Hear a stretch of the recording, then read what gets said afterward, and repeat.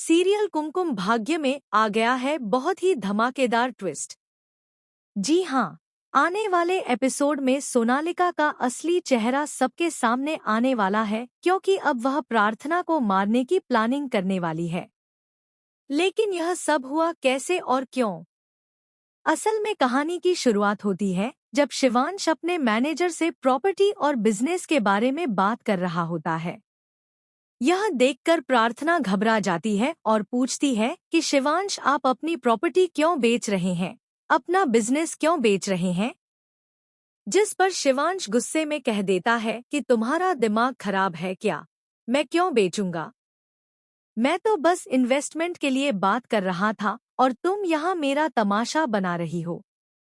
शिवांश उसे डांट देता है और कहता है, चुप रहो और यहाँ से जाओ। यह सुनकर प्रार्थना परेशान हो जाती है कि मैंने ये क्या कर दिया।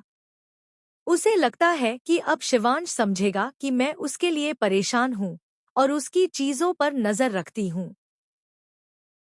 शिवांश भी बाद में पूछता है कि आखिर तुमने ऐसा क्यों सोचा, जिस पर प्रार्थना बहाना बनाती है कि मुझे लगा आप मेरे पैसों का इंतजाम कर रहे हैं, क्योंकि मुझे आपको पैसे देने हैं।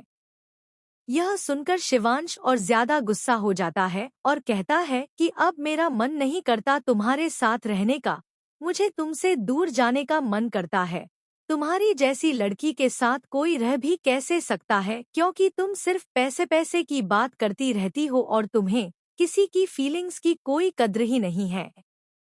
असल में प्रार्थना ये सब जानबूझकर करती है ताकि शिवांश को पता न चले कि वह उससे अब भी प्यार करती है।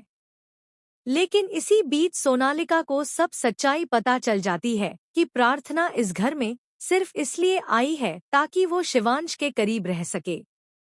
यही नहीं, जब शिवांश कह देता है कि उसने सोनालिका से शादी के लिए ऐसे ही हाँ कर दी थी, तो सोनालिका गुस्से से बेकाबू हो जाती है और सोचती है कि अब इस प्रार्थना को मारना ही पड़ेगा।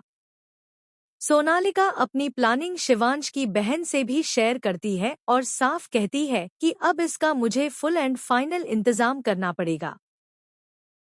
जब बहन पूछती है कि आखिर तुम करने क्या वाली हो, तो सोनालिका गुस्से में कह देती है कि मैं इस प्रार्थना को मार दूंगी, इसे खत्म कर दूंगी और इसे हमेशा हमेशा के लिए अपने रास्ते से हटाकर बाहर फेंक दूंगी ताकि मेरी शादी शिवांश से हो सके।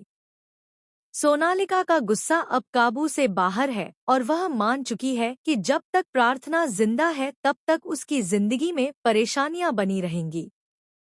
अब बड़ा सवाल यह है कि क्या सच में सोनालिका प्रार्थना को मारने की कोशिश करेगी, या फिर शिवांश समय रहते अपनी प्रार्थना को बचा लेगा? यह देखना वाकई बेहद दिलचस्प होगा। तो आप कितने ज्यादा एक्साइटेड हैं इस आने वाले धमाकेदार ट्विस्ट को देखने के लिए? हमें कमेंट करके जरूर बताइए और ऐसे ही अपडेट्स के लिए चैनल को सब्सक्राइब करना बिल्कुल न भूलिए।